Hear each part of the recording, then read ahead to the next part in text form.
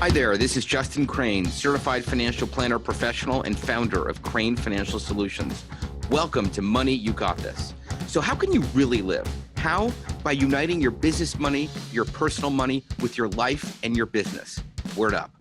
Krane Financial is an SEC-registered investment advisor. However, such registration does not imply a certain level of skill or training, and no inference to the contrary should be made. A copy of our current written disclosure statement discussing our advisory services and fees is available upon request. Information contained herein is for informational and illustrative purposes only, and general in nature. It should not be considered specific financial planning or investment advice, or a recommendation to buy or sell any type of securities or other investment products. Hey everyone, welcome to Money You Got This. This show is brought to you by Krane Financial Solutions. I'm Justin Krane. I'm a certified financial planner professional. I offer investment management services and do some financial planning for business owners. I'm also the author of the book, Money You Got This. I'm psyched you're listening to the show. I want to give you this free report, 3 things multimillionaires do to grow their wealth. Just go to coolmoneyshow.com to grab it. That's coolmoneyshow.com to grab it. Thanks. Today, we have an authentic Italiana on the show. Her name is Nancy Calabrese, kind of like the sopressata salami that you get at the nice Italian deli. Nancy is passionate about a properly executed pre-sales process. She's all about sales, people. She's a sales trainer, but she's way more than that. Engaging with prospects, uncovering their needs, turning them into qualified leads. She's got a unique approach. She's got a positive attitude. Plus, she went to college with my wife at Penn State. How cool is that? I did not know that. Yes. Upon graduating from PSU, Nancy began her career in NYC, New York City, as a recruiter for a national retailer and Fortune 500 company. After honing her skills for 14,000 years, she made the natural transition into the search industry, recruiting and placing insurance professionals. In 91, she founded Professionals Unlimited, specializing in insurance, industry recruiting, sales, all of that stuff. And that is where everything started. Sales, training, bringing in business, the one and only Signora Calabrese. Welcome to the show. Holy cow, what an intro. What an intro. So I kind of think we're going to have a lot of fun. Thank you for inviting me. Totally are. Yep. So I got to start off and ask this. What? Why do people stink at sales? Like, what's the deal? Why do you think people, like, do they not even know that they're bad, or do they know that they're bad and they just don't know what to do? They haven't been properly trained, or they're in the wrong field. You got to start with training. Okay. You know, I like to believe that I have some natural qualities that put me where I am today, because I'm absolutely passionate about picking up the phone and closing deals. So if I didn't have that passion, I should never have done that. But what I really feel is the claim to my success is just ongoing training all the time. You can't get enough of it. And surrounding yourself with like-minded people that are also passionate about what they do. I mean, ideally other salespeople, but just being around passionate, positive people, I think is the first step in success. I love it. I love it. So let's get into this training thing. Okay. So I do lots of yoga. I do push-ups and sit-ups. I'm running for, training for a 5K. It's a little bit of everything. And I'm open to it, right? I got to be open to wanting to get better, Right. and believing that I actually can.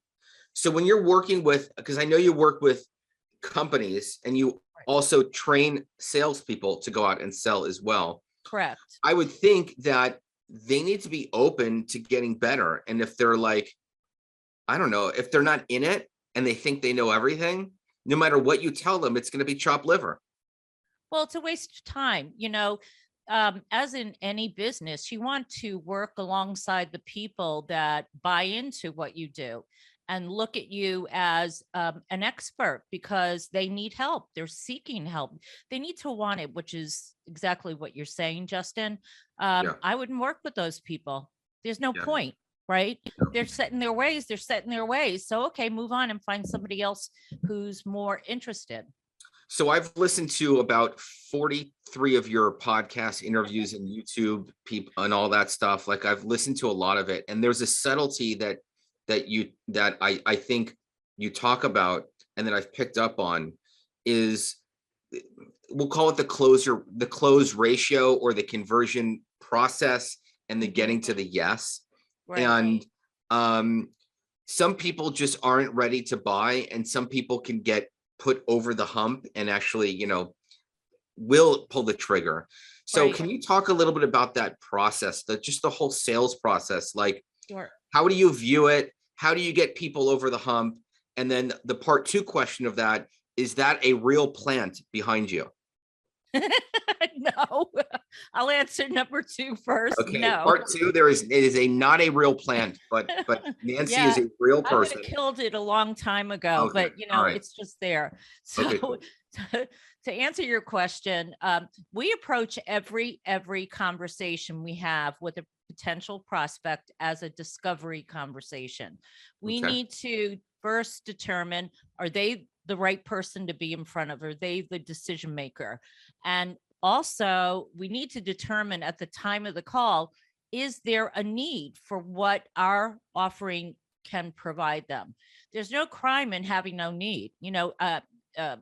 Prospecting, which is really my world, is a numbers game. You've got to keep the conversations moving forward. So if I get Justin on the phone and Justin, you just have no need, one of two things could be happening. You have an awesome team. You've got more business than you can utilize or take on. And you don't need any training. You don't need appointments. You don't need training. That could be a legit situation. Wouldn't we all like to be in that situation, right, folks? But that could also be a blow off. Mm-hmm. I don't know you from Adam. Yeah. So we take a no as a not now. We don't personalize it. Sure. And we want to get through all the no's to get to our yes. We don't want to dwell on a prospect that isn't moving, right? Because it's taking up our time. Whereas we could be on the phone having the next conversation that would lead to new business. So, yeah, I think that's my answer. And then once we engage, you still have to determine, is the conversation moving forward? Are they open to scheduling the second appointment? If they're not, why not? What's the reason behind it? And then we politely, it's, if you feel it, you say it politely. I'm kind of guessing maybe your situation has changed. I mean, maybe I'm wrong at this, but it's okay. If you're really not interested, that's okay. Just let me know and I'll close the book, the account, whatever it is. Yeah. I remember doing a ton of cold calling when I was a financial advisor at Payne Weber. And the way that I did it was like, if the person wasn't interested, I was fine with that. The people that killed me were the ones that were the maybes that I spoke to like 82 times. And I'm like, oh my God, they're not the right fit. They can't say yes or they can't say no. They like to talk, whatever.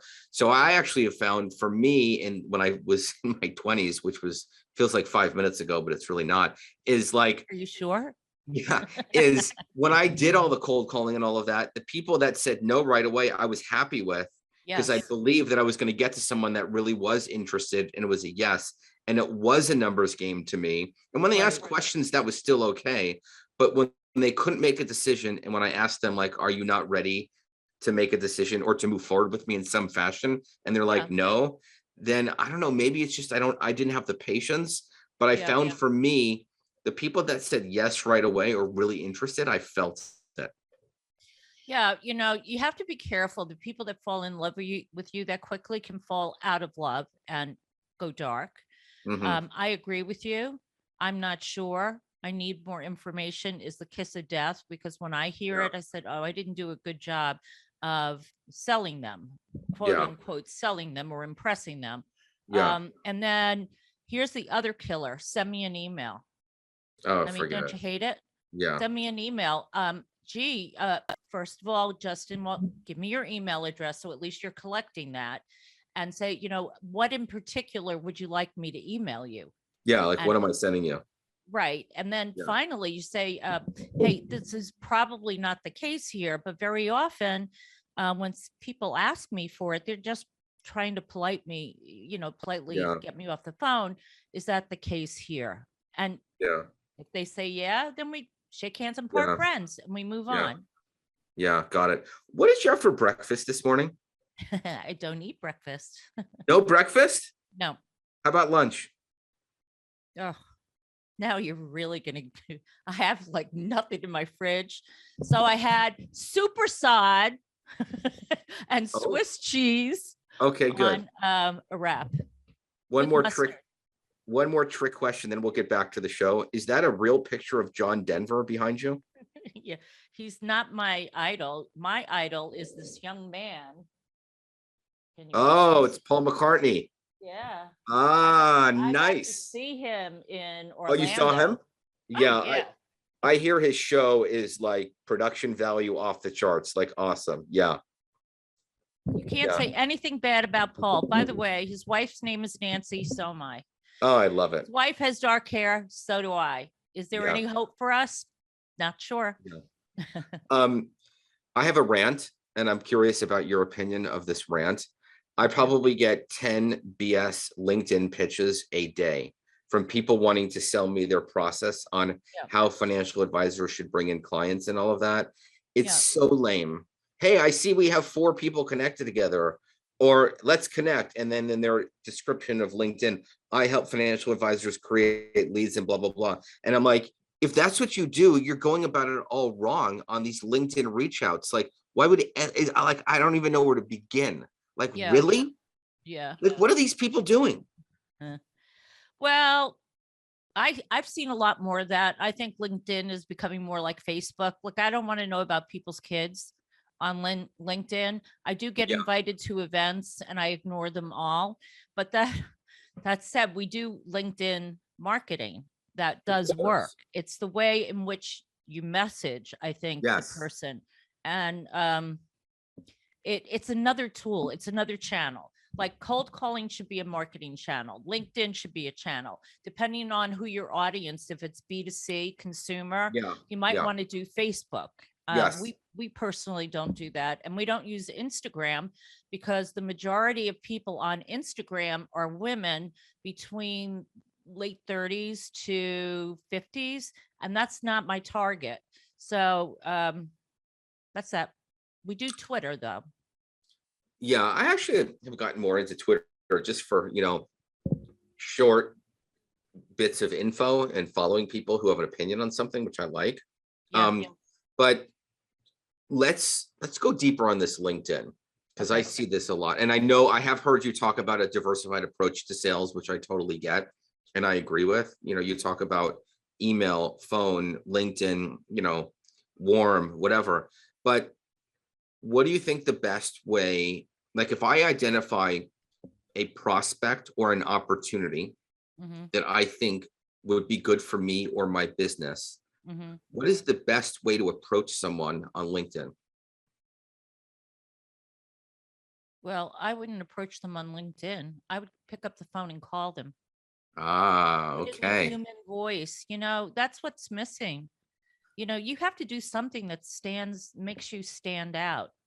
And if you leave a message, and we believe in curious messages, but if you, here's another trick, and I'll share it in a moment, but if you leave a message that sounds like them, they will call you back. Okay. And here's what I mean. We use an add-on tool for LinkedIn called Crystal Knows, like crystals in the sky, and Knows, Knows. I should get commission, because I plug them a lot. What that does is when I go to Justin Krane's profile, it will give me your disc style. And it's almost, I'm telling you, it's 90% accurate. I don't know. Are you familiar with disc? I am. Yeah, I have a frisbee catch every now and then with my son. Yes, I am. I forget what I am. I mean, I know Colby way more, but I do know disc. Yeah, I can look it up, but what it is, it's a communication style. So we all fall into one of 4 quadrants as our major form, and then we might have a mix of a minor. So D is dominant, right? bottom line, me, get to the point. I happen to be a very high D. So don't go talking fluff in front of me because I'll be thinking about what I want for dinner. Okay. Yeah, I mean, you had a light lunch. I is influencer, social butterfly. You meet them Yeah. at a networking event and it's everything but what you want to talk about. The S is steady. And what that means, these tend to be people that are caretakers, nurses. They like group consensus to make a decision. Yeah. And then C is compliant. And those are very detail oriented. They examine the numbers and they move the most slow. So through when I have a first time meeting, I pull up their disc profile and it prepares me for the kind of conversation I'm going to have. So Wow, that's that's how I amazing. use LinkedIn. Yeah, And that's through Crystal Knows. correct. Yeah. Wow, that's awesome. Yep. Super cool. Can you, I think I want to get your advice on this because I work with a lot of entrepreneurs and we all want to grow. And one of the ways you grow is by marketing and selling and joint ventures and all of that stuff. And I always see the CEO feel a little bit conflicted on whether they should be the one that should be doing the selling and the sales, or they should have a biz dev person doing the sales, or have a company like yours, or a little bit of everything. Mhm. I've heard people say the CEO should be selling and making rain just like anyone else. And some people are like, no, the CEO is the visionary. They need to have a sales team and all of that. Where do you, like, whose responsibility is it? Is it Okay. everyone's in the business? Is it the CEO? Like, what do you think about all that? Well, that's an interesting point. First of all, I do think it's everybody's responsibility in every company to sell the company to some degree. There's nothing wrong with the CEO that's passionate about sales. If that's his or her best talent, that should be utilized. Mm-hmm. Hire a biz development rep if that's not what you love to do, right? But the key is love and passion. You really want to be passionate about what you're selling and want to be able to study it and train it. So that's really my answer. Like, I love selling, and I've got a director of operations that loves to do everything I hate doing. Right. Yeah, got And it. here's another tip. My business coach taught me this. People are morning people or night people, right? I happen to be a morning person. So am I. Okay. Her recommendation, and since I've done it, I have more energy throughout the day. Do what you hate first. I don't know. Do what you hate when you have the most energy. Yeah, sure. Right. Which would be first for you and I. Yeah. Yeah. Today was a little discombobbled, but like today, end of the day for me, I'm all pumped up because I'm talking about what I love. That's amazing. I can feel it. Ooh. Yeah. When you're in the sales process, I know you talk a lot about the process and the various stages. Mhm. I heard you say this quote to someone: what would you like to have happen next, right, to your buyer? So can you talk a little bit about that? I think that's great because you're putting it in the prospect's court and see kind of where they are. Can you just expand on that? Do you know what that is? That's my clothesline. Here's what happens. If you engage in enough deep conversations about what their problems are and Mm-hmm. empathize with them, you're becoming an actor or an actress. Sure. And you know, tell me more. Oh my God, how long has that been going on? What have you done to try to fix it? I mean, I can't imagine how that's impacting you. And gee, Justin, I mean, I wonder how much it's costing you. So Sure. Justin is getting all emotional in Yeah. it. Yeah. And so when I go through that deep enough, and this is, you do it like a little bit on the cold call to set the appointment. You do a deeper dive to set the appointment. My process is then I send them some information. I get them to commit for a follow-up, no, yes or no go, right? Call. And at the end of that second call, I guess you can smell it now. You do it enough. Gee, what would you like to have happen next? Well, I guess Yeah. I need your contract. Yeah. It's still not over. They still have to agree Sure. to the terms and so on. But I find that very easy to say. Mm-hmm. I mean, and I think that whole, non-salesy. yeah, I mean, I know you talk a lot about being unsalesy, and I can see that come out. I mean, if you're really talking about them and their problem and what they're going through, and you're meeting them where they're at, they're going to be way more comfortable with you and end up buying from you. Yep. So, I mean, I think Yep. that's so genuine. Yeah. Yeah. And you have Um, to come off with what you have to come off like, whether or not I close your business, I'm going to have a great year, but not in a sarcastic way. yeah. But that's how you have to approach every Yeah. conversation. Yeah. Yeah. And like confident and assertive, but mindful, but just, you Yeah. know, level-headed. Right. Okay, cool. So I want to talk about tracking with sales people and leads and all of that. So what I will do with some of my clients is I don't create this, but they've created it, both Mhm. either from their salesperson or them. They'll track like how many inbound leads did they get, or Mhm. how many get acquainted calls have they had, and how many clients have they converted, and all of that. And through going through that process, Mhm. we've been able to determine, like, I'm just making this up, for every 8 people that you have conversations with, you can Mhm. convert 4 of them.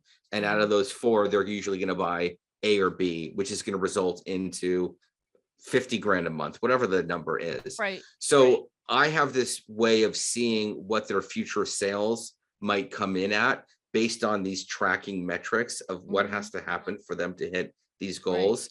And I can see, I'm like, oh, if you only got 2 leads in this month and you need to get 8, you know, in, I don't know, August, you're not gonna have a great month unless something crazy happens. So what's your view on all of that, on tracking, on visibility, on sales, on leads, on conversions from a future sales Yep. like process? Great question. Anybody in sales should have metrics. So our CRM that we use is VanillaSoft. It's a leads enablement system, and Mhm. it actually creates the metrics for us. So at a glance, each day, each week, each month, we know how many dials are being made, how many conversations. And for us, a conversation is a conversation with a decision maker, not a gatekeeper or an assistant. Okay. Mhm. So we track the conversations, and then we track how many of those conversations converted to first time appointments. We track how many emails we send out. We do believe in voice messaging, so we use that channel as well. And what it does 2 things. My sales reps, the callers, should know their own numbers. They use it as a training tool. We believe we can hit at least 20 dials an hour through our CRM. And if they're under, well, what's going on? Is there a big gap between one call and the other? That's a problem. So we have tools from a management point of view to mitigate anything that might be going awry, putting the fire under, and also rewarding the achievers, So my book, The Inside Sales Solution, is all about setting up an inside sales department. And you can find it on my website. It's a free download and a pretty easy read about how to do it for yourselves if you are in a management position, or even if you're a producer. It makes suggestions. How do you track your activities? That's what we can control. For sure. Activities. We can't control how they're going to feel at the other end of the phone. Yeah. I can only imagine that when people work with you, at the end, they're like, what the hell was I thinking trying to wing this? And now I have like a dialed in, well-oiled machine where I feel like I actually know what I'm going to make and see these leads come in, and it's not all on me, even though it is, because you're running a business. But when you have systems and processes and some outside help, I've seen it. Yeah. Oh, Okay. I want you to do live coaching with me. okay. Are you ready? Oh, look at you. I You guess look so. very, very excited. So I am right now organizing dinners. Call it a networking dinner, where I'll Okay. have 10 to 15 people in a room. Okay. And I am not, the point of bringing everyone in is for everyone to connect with one another and get to know one another and form relationships and follow up or whatever. I'm not Right. speaking. There's no pitch by me. No one is pitching or anything like that. Right. And I have it at a, at a restaurant, in a private room, and blah, blah, blah. So I'm making these calls. I'm like, hey, Nancy, this is Justin. How are you? How have you been? What's going on? What are you working on? Blah, blah, blah.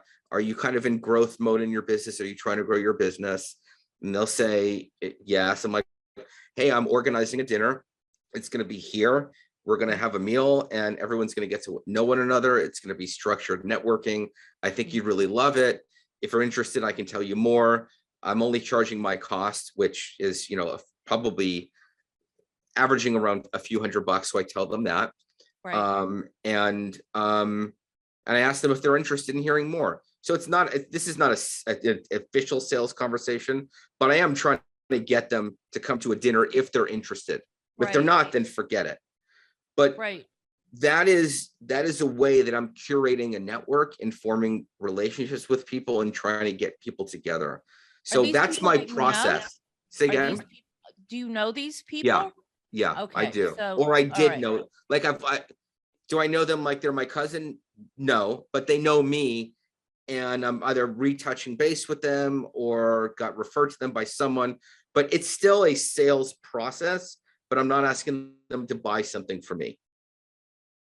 It's so funny. I was in a mastermind group earlier today, and this woman is trying to launch a new program. So let's say a new networking group, Yeah. right? Two Mhm. things come to mind. How do you choose the people that you want to be in the group? Because Mhm. this mastermind was very much structured around, well, the gal that runs it was very particular about who she invited, because she Yeah. felt the interaction between us would be strong. That's one. But it was also suggested, why don't you create a survey in Mhm. addition to your call, create a survey, and then just ask, if we were to develop a group, are you interested? What would you be interested in learning or doing? How would you want it structured? Why not? Interesting. Yeah. So by asking them what they want, Hmm. they're kind of building it with me, so to speak, right? Hmm. And and they own part of it, Hmm. whether they come or not, but they own part of it if I'm doing part of what they want. Right. And another thought is to attract or invite the people that can help each other out. Maybe Hmm. not in the same industry. Like if they're Sure. all peers, right? If they're all entrepreneurs, there's a common bond, Sure. Sure. and they could be resources to one another. I mean, that Hmm. happened to me again today. I'm taking my book and I'm creating an online course. And I asked somebody, in the group, do you know anybody? Oh, yeah. So now that's how it works. Yeah. Yeah. So what would you say your biggest challenge is right now in your business, with where you want to take it and what you're faced with, or opportunity? Oh, boy. On a very positive note, I'm getting a ton of referral business and I love it. That's Uh, great. yeah. My biggest challenge is, here's what happens. People have expectations that are maybe unrealistic. They think by engaging a service like ours, it's a silver bullet and it's going to happen overnight. Yeah. And yet, when you think about selling and marketing, it takes time. You got to be Sure. in the trenches. You don't know at the time of the call what their needs are. And it doesn't mean it's not working because you're collecting, you're building relationships. So our biggest challenge is for our clients to have them feel like this thing is going to work. It works. If you were going to hire a brand new salesperson or a biz development rep, it would take an experienced salesperson about 6 to 9 months to get their mojo going. I mean, what you need to do is evaluate based on the activity that they can control. So that's my challenge. Yeah. So it's like an entrepreneur will hire you and be like, oh yeah, Nancy and her sales team is going to bring in all of this business for us in 3 weeks. And then you're like, what? That it takes time. So, we haven't talked a lot about money. I mean, the show is money. You got this. And right. And but I want to entrepreneurs, add something though. Well, wait a minute. I want to add. Yeah. Here's the other thing. What if my client isn't a good closer? Yeah. Okay. So we offer the training, but my livelihood is dependent on their ability to get the appointment off the ground and to go to close. So sorry, I interrupted. No, but you bring up a good point that there's lots of points along the way to close to actually land a client.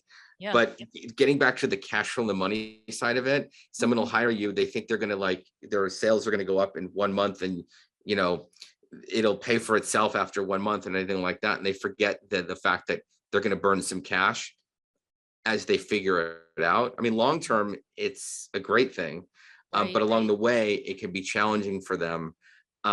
So I'm curious how you handle that with your clients where you're like, look, there's going to be a lead time. I really need you to give me some time and be okay with that. Yeah, well, we're very upfront, transparent about it in the beginning. Also, if the state permits, we share call recordings so that they can hear the sales consultant and coach. You guys are the experts. We know how to deliver a conversation. We can become the actors and the actresses that you need us to be, but we're not experts in the business. I have a client success manager that will be in front of them after the onboarding period and throughout the term. So we meet on a biweekly basis, right? And we strategize. My client success manager is there and my director of operations. I mean, we're just, it's not personal. It's never personal.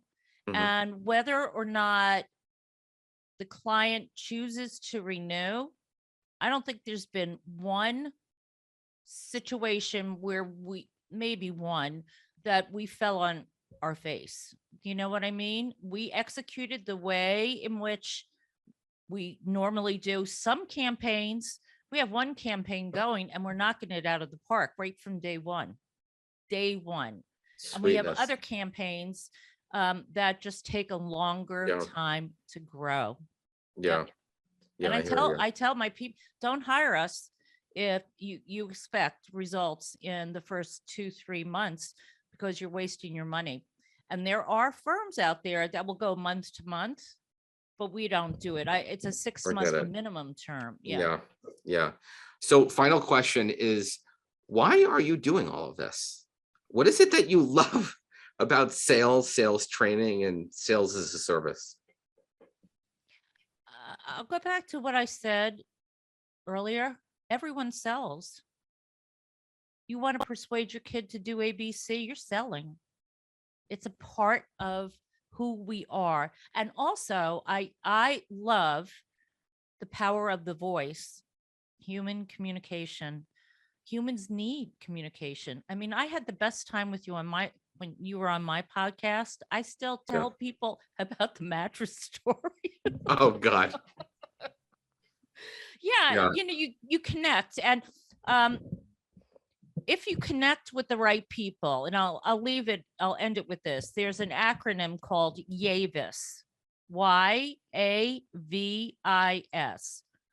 Why? And everybody has their own YAVIS. Y stands for youth. Doesn't matter the age. Are they forward thinking? Are they upbeat? Right? Yeah. A, attractive. Again, do people want to associate with them? Do they seem to draw people in? V is verbal. Do they speak the way you like to be spoken to? Right? Sure. I is intelligence, and that doesn't mean book smarts. It means street smarts. You've got to Sure. have a mix of that. And S is successful, and not how deep your pockets are, but are you moving forward?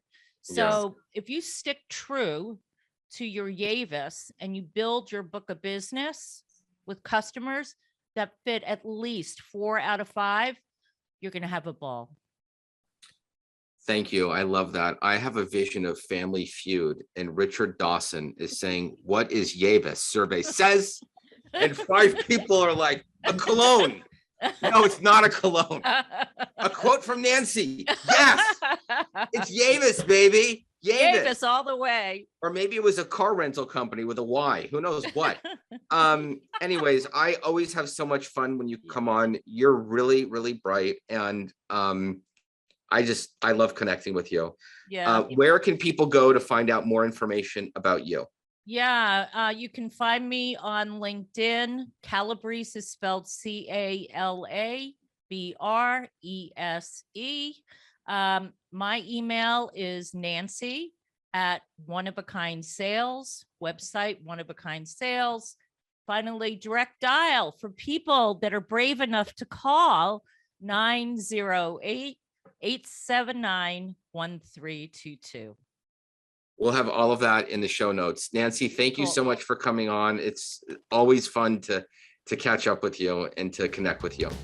Have a question? Want to get in touch with us? Need some help and advice with your finances? Just go to coolmoneyshow.com and reach out to us. That's coolmoneyshow.com. Krane Financial Solutions is an SEC registered investment advisor. However, such registration does not imply a certain level of skill or training, and no inference to the contrary should be made. A copy of our current written disclosure statement discussing our advisory services and fees is available upon request. Information contained herein is for informational and illustrative purposes only and general in nature. It should not be considered specific financial planning or investment advice, or a recommendation to buy or sell any type of securities or other investment products. No investment decision should be made based solely on any information provided herein. We do not provide legal, accounting, or tax services. We recommend that all investors seek out the services of competent professionals in any of the aforementioned areas. Certain information provided has been obtained from third-party sources that we believe reliable. However, it's not been independently verified and is not guaranteed.